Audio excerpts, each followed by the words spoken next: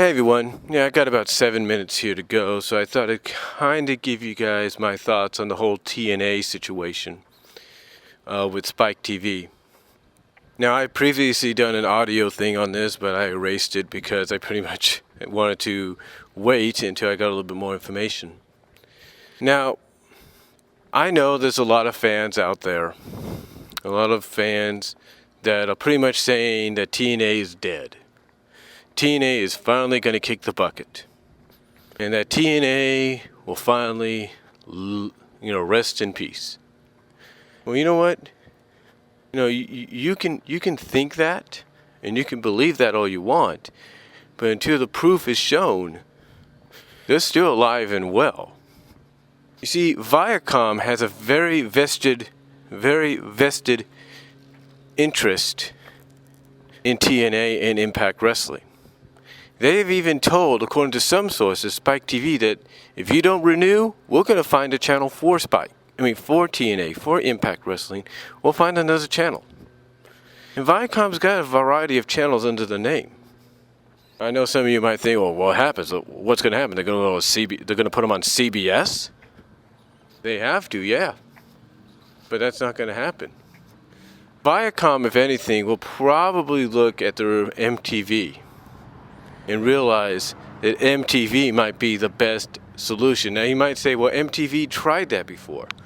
Yeah, but that was mostly trying to do a hybrid of music video, and wrestling, and that didn't work. So to me, this is probably the best solution that they got if they have to go anywhere. But as I've mentioned before, in fact I mentioned this on the recent podcast, TNA does have another option. And that option, believe it or not, that option is YouTube. Think about it this way.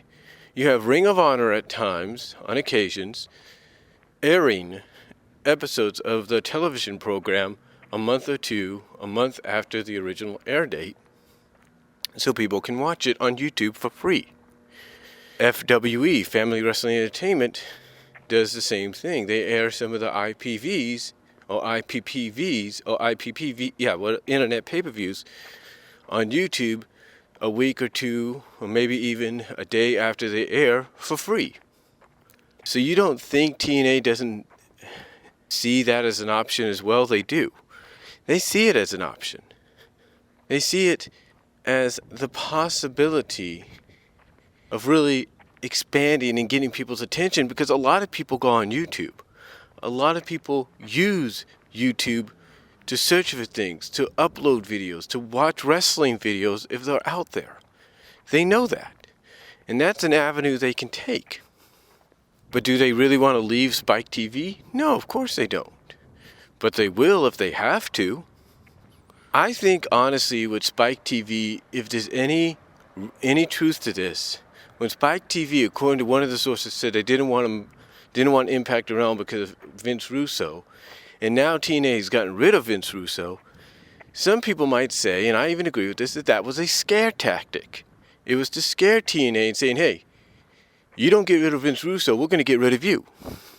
And that's mainly what happened. They had to get rid of Russo to still have a strong possibility of staying with SpikeTV.